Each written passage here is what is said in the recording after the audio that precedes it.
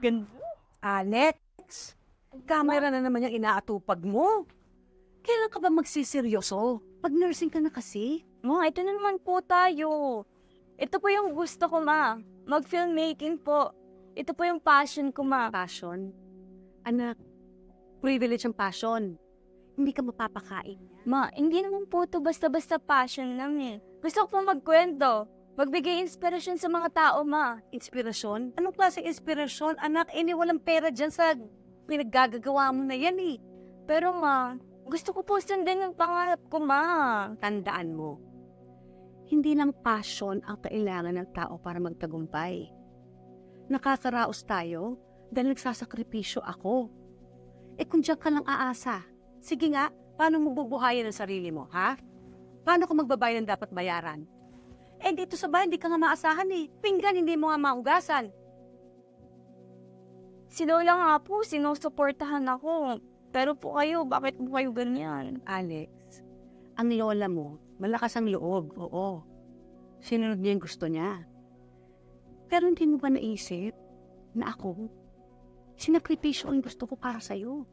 Para mabuhay ka, para magawa mo yung mga pinaggagawa mo. Anak, gaya na sabi ko, ang passion, privilege yan. Hindi lahat ng tao pwedeng sumunod sa pangarap nila. Tandaan mo yan. Pero ma, ayoko po magsisi sa dulo. Kung ipipilit mo yung gusto mo, mabuti pa doon ka na lang sa lola mo tumira.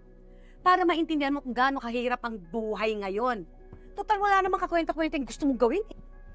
Kung hindi ka mag-nurse, umalis ka na sa bahay ko. At huwag ka nang babalik, ha?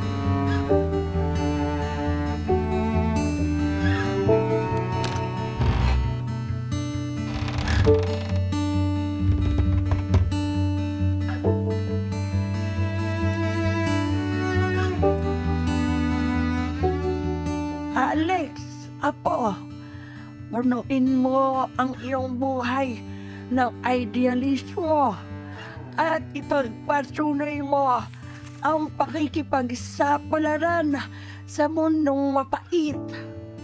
Kung dumating man ang oras na pakiramdam mo'y naliligaw ka, bumalik ka sa ugat ng iyong mga pangarap.